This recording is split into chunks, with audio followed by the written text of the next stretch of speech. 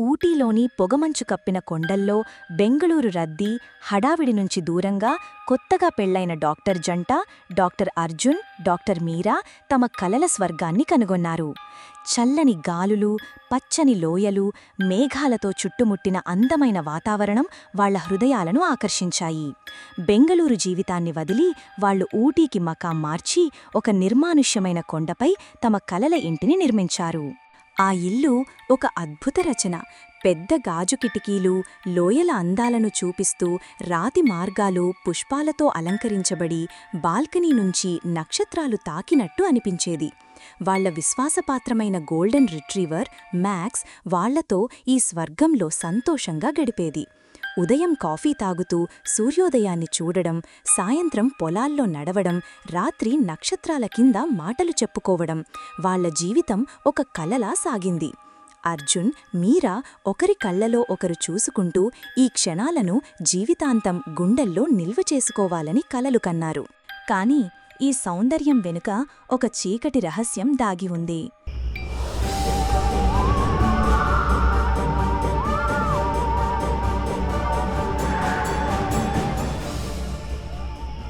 కొన్ని వారాల తర్వాత చిన్న చిన్న విచిత్రాలు మొదలయ్యాయి. తలుపులు తమంతట తాము కొద్దిగా తెరుచుకునేవి. గదుల్లో ఎవరూ లేనప్పుడు ఫర్నిచర్ కదిలిన శబ్దాలు వినిపించేవి. మ్యాక్స్ అర్ధరాత్రి అసహనంగా తిరుగుతూ ఖాళీ గోడల వైపు చూస్తూ గర్జించేది. ఒక తుఫాను రాత్రి గాలి కిటికీలను కొడుతూ ఇల్లు కదిలినట్టు అనిపించింది. మీరా బాత్రూంకి వెళ్ళింది. అద్దంలో గాలి హఠాత్తుగా చల్లబడింది. ఆమె ఊపిరి ఆవిరిగా కనిపించింది. తలుపు మూసేందుకు తిరిగినప్పుడు అద్దంలో తన ప్రతిబింబం వెనుక ఒక యువతి కనిపించింది. చర్మం చల్లని చంద్రకాంతిలా, కళ్ళు నల్లని ఖాళీలా, శరీరంపై కాలిన గాయాలు, రక్తపు గీతలు. ఆ అమ్మాయి నీచమైన స్వరంతో, "ఈ ఇల్లు వదిలి పారిపోండి, ఇప్పుడే పారిపోండి" అని ఆదేశించింది.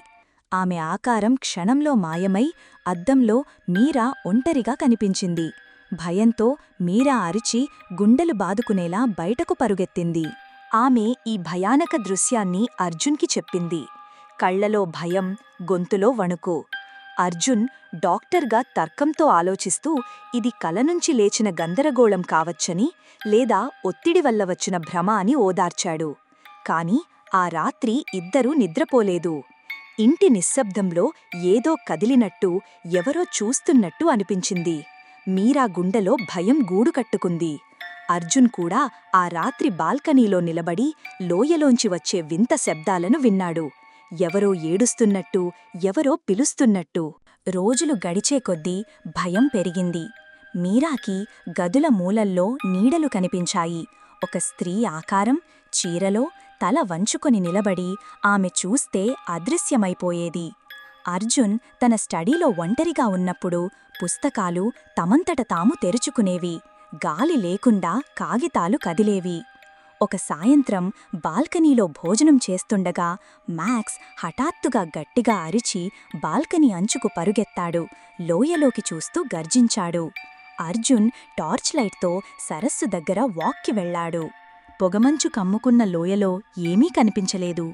కాని చెట్లనుంచి ఒక చిన్నపిల్ల నవ్వు వినిపించింది.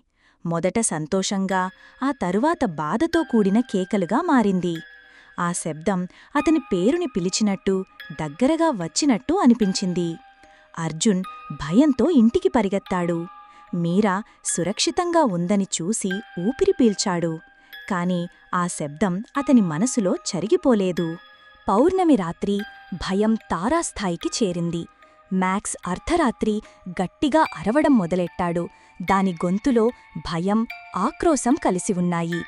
అర్జున్ టార్చ్ లైట్తో బాల్కనీకి వెళ్లాడు. గాలిలో ఒక విద్యుత్ శక్తి అనిపించింది.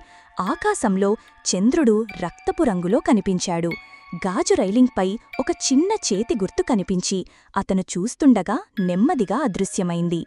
మ్యాక్స్ వద్దకు వెళ్లిన అర్జున్ సరస్సు నీటిలో అసహజమైన గీతలు చూశాడు.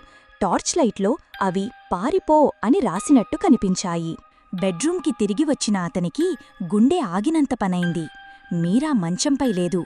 ఆమె గోడకు వేలాడుతూ, కాళ్ళు గాలిలో తేలుతూ, కళ్ళు తెల్లగా తిరిగి, గొంతు గరగరలాడుతూ "ఇంటిని వదిలి పారిపో" అని అరిచింది. అతను ఆమెను తాకబోయినప్పుడు ఆమె కుప్పకూలి ఏడుస్తూ ఏమీ జరగనట్టు ఏమీ గుర్తులేదని చెప్పింది. అర్జున్ భయంతో నీరసించాడు. ఇంటి లైట్లు ఆన్ ఆఫ్ అవుతూ అతన్ని ఎగతాళి చేస్తున్నట్టు కనిపించాయి. అతను ఇంటిని వదిలి గ్రామంలోని తన స్నేహితుడు రాజ్ ఇంటికి పరుగెత్తాడు. రాత్రి చీకటిలో అతని గుండె భయంతో కొట్టుకుంది. రాజ్ ఒక ఇంజనీర్, లాజిక్గా ఆలోచించే స్నేహితుడు. అర్జున్ కథ విని ఆశ్చర్యపోయాడు. అద్దంలో అమ్మాయి, మ్యాక్స్ అరుపులు, మీరా గోడకు దేలాడడం. అయినా స్నేహం కోసం అతను టార్చ్ లైట్, స్థానిక ఆలయం నుంచి తెచ్చిన పవిత్ర జలంతో అర్జున్తో ఇంటికి వచ్చాడు. రోడ్డుమీద పొగమంచు కారును చుట్టేసింది. చెట్లు ఏదో రహస్యం దాచినట్టు కనిపించాయి. ఇంటికి చేరగానే ఇల్లు సాధారణంగా ఆహ్వానించేలా కనిపించింది. మీరా మంచంపై శాంతంగా నిద్రపోతోంది. ఆమె శ్వాస సమంగా ఉంది. ఆమెను లేపగానే ఆమె ఈ కథను నవ్వుతూ అర్జున్, రాజ్లు తనను ఆటపట్టించారని అనుకుంది. రాజ్ కూడా ఈ జంట తనను రాత్రివేళలో ఫూల్ చేసిందని అనుమానించాడు. అర్ధరాత్రి కావడంతో తిరిగి వెళ్లడం కష్టం కాబట్టి వాళ్లు రాజ్ని గెస్ట్ రూంలో ఉండమన్నారు. అతను అసంతృప్తిగా అంగీకరించాడు. రాజ్ నిద్రలోకి జారుకుంటుండగా గదిలో చలి ఆవరించింది. అతని దుప్పటి నెమ్మదిగా కిందకు జారింది. ఆ తర్వాత బలంగా లాగినట్టు అనిపించింది. ఎవరో మంచం కింది నుంచి లాగుతున్నట్టు. ఒక్కసారిగా లేచి చూస్తే గది మూలలో ఒక స్త్రీ చీరలో తల వంచుకుని రక్తంతో కన్నీళ్లు కారుస్తూ ఇప్పుడే ఇంటిని వదిలి వెళ్ళండి అని ఆదేశించింది. ఆమె ఆకారం గోడలవైపు సాగి పొడవైన నల్లని వేళ్లతో అతనివైపు చేరుకుంది. రాజ్ భయంతో అరిచి గదినుంచి పరుగెత్తి అర్జున్ గది తలుపు గట్టిగా తట్టాడు. సమాధానం రాకపోవడంతో అతని గుండె ఆగినంత పనైంది. హఠాత్తుగా తలుపు తెరుచుకుంది. అర్జున్, మీరా నిలబడి ఉన్నారు. కాని వాళ్ల కళ్లలో ఒక అసహజమైన మెరుపు, ముఖంలో వింత నవ్వు. ఒకే స్వరంతో, ఇది మా ఇల్లు, మీ స్నేహితులను తీసుకెళ్ళిపో, లేదంటే మీ అందరినీ చంపేస్తాం అని అరిచారు. రాజ్కి అర్థమైంది, ఇవి తన స్నేహితులు కాదు, వాళ్లను ఆవహించిన ఆక్రోశపూరిత ఆత్మలు. అతను మోకాళ్లపై వేడుకున్నాడు, అర్జున్, మీరాను విడిచిపెట్టమని. ఆత్మలు వెనక్కి తగ్గాయి. అర్జున్, మీరా కుప్పకూలారు, గందరగోళంలో ఉన్నారు. ముగ్గురూ స్పృహలోకి వచ్చాక ఆత్మలు స్పష్టంగా కనిపించాయి. ఒక భర్త, భార్య, వాళ్ల 16 కూతురు. వాళ్ల ఆకారాలు మంటలతో చుట్టుముట్టబడి బాధతో కేకలు వేస్తున్నాయి. వాళ్లు తమ ఇల్లు అని ఒక దుర్ఘటన కథను చెప్పారు. చాలా సంవత్సరాల క్రితం ఈ కొండపై ఒక పేద కుటుంబం జీవించింది. తమ పూర్వీకుల భూమిని కాపాడుకున్నారు. స్థానిక ఎమ్మెల్యే లగ్జరీ రిసార్ట్ల కోసం ఈ భూమిని కోరాడు. కాని వాళ్లు అమ్మడానికి నిరాకరించారు. ఒకరోజు అతను మాటలతో వచ్చాడు, కాని వాళ్లు తిరస్కరించారు. ఆ రాత్రి తుఫాను మధ్యలో అతను తన గుండాలతో వచ్చాడు. కూతురు గొంతుకు కత్తిపెట్టి బెదిరించాడు. భార్యను అవమానించి కిరోసిన్ పోసి బతుకుండగానే కాల్చాడు. ఆమె కేకలు గాలిలో కలిసిపోయాయి. కూతురును గొంతుకోసి చంపాడు. భర్తను ఆ దృశ్యాన్ని చూపించి ఉరివేసి ఇంటికింద ఖననం చేశాడు. ఆ ఆత్మలు ఆక్రోశం, బాధతో ఈ భూమిలో చిక్కుకున్నాయి. ప్రతీకారం కోసం ఎదురుచూస్తున్నాయి. ఈ కథ విని అర్జున్, మీరా, రాజ్ కన్నీళ్లు ఆగలేదు. ఆ కుటుంబం బాధ వాళ్ల గుండెలను కదిలించింది. వాళ్ల కళ్లలో ఆ దృశ్యాలు నడిచాయి. ఒక తల్లి కేకలు, కూతురు భయం, భర్త నిస్సహాయత. వాళ్లు న్యాయం కోసం పణం పెట్టారు. ఎమ్మెల్యే ఇప్పుడు వృద్ధాప్యంలో ఉన్నా శిక్ష అనుభవించకుండా ఉన్నాడు. వాళ్లు ఒక పథకం రచించారు. భూమిని అతని నుంచి కొన్న సంగతిని ఉపయోగించి యానివర్సరీ డిన్నర్కు ఆహ్వానించారు. ఎమ్మెల్యే గొప్పలతో వచ్చాడు. బాడీగార్డ్లు బయట నిలబడ్డారు. జంట, రాజ్ అతన్ని రాజులా చూసుకున్నారు. రుచికరమైన ఆహారం, గౌరవపూరిత సంభాషణలు. ఇంటి గోడల్లో శబ్దాలు మొదలయ్యాయి. ఏడుపు, కేకలు. కాని ఎమ్మెల్యే గమనించలేదు. విందు సమయంలో అర్జున్ అతన్ని మాటల్లో ఇరికించగా రాజ్ ఎమ్మెల్యే చేతిలోని ఆధ్యాత్మిక దారాన్ని తీసేశాడు. అది ఆత్మల నుంచి కాపాడే తాయెత్తు. క్షణంలో ఇల్లు రూపాంతరం చెందింది. గోడలు పగిలి కాలిన గుర్తులు, రక్తపు మరకలు కనిపించాయి. నేలనుంచి ఎముకలు బయటకు వచ్చాయి. గాలిలో కిరోసిన్, రక్తం వాసన కమ్మింది. ఎమ్మెల్యే గందరగోళంలో ఉన్నాడు. ఆ రాత్రి దృశ్యాలు తిరిగి కనిపించాయి. మంటలు అతని చుట్టూ చుట్టుముట్టాయి. కేకలు అతని చెవులను చీల్చాయి. ఆత్మలు కనిపించాయి. భార్య కాలిన శరీరంతో అతని కాళ్లను పట్టుకుంది. కూతురు గొంతుకోసిన గాయంతో కత్తితో నిలబడింది. భర్త ఉరితాడుతో అతని మెడ చుట్టూ చుట్టాడు. వాళ్ళు అతని నేరాలను ఒక్కొక్కటిగా చెప్పారు.